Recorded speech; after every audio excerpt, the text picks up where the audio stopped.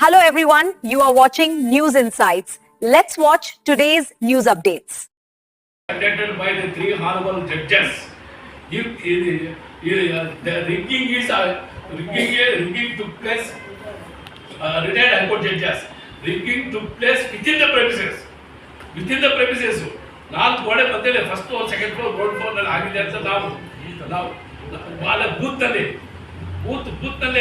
ಆಗಿರೋದು voters outside ಅಲ್ಲ ಆಗಿದೆ ಅಂತ ನಾವು ಹೇಳಿದ ಮೇಲೆ if it is they have not consider what will be how it will goes to the society. Is it not a cancer? Is it not a disease to spread over the democracy?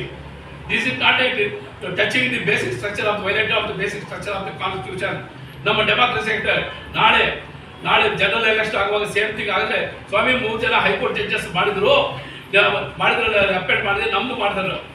Then the money power and muscle power will prevail over the democracy. The entire system will be destroyed. It will collapse. Why the honorable judges not look?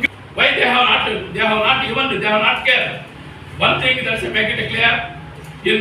ನಾನು ಕೌಂಟಿಂಗ್ನಲ್ಲಿ ಗಲಾಟೆ ಮಾಡಲಿಕ್ಕೋಸ್ಕರ that whether he says or says Ramurthy will be disqualified. I am ready to go out, but I want to correct it, the system.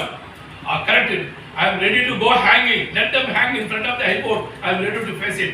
But the corruption in the election, especially third organ, ours is the third organ.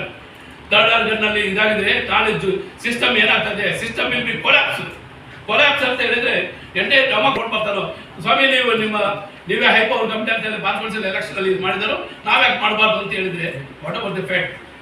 One thing, those who are involved either directly or indirectly, they shall be disqualified. They shall be punishable in accordance with the Advocates Act. Then only we can restore the democracy. ಈಗ ಸಮಾಪ್ತಿ ಮಾರ್ಗದರ್ಶಿ ಚುನಾವಣೆಯಾದಂತಹ ಅವ್ಯವಹಾರಗಳನ್ನು ಎಳೆಯಾಗಿ ಬಿಡಿಸಿ ತಮ್ಮ ಮುಂದೆ ಹೇಳಿದ್ದಾರೆ.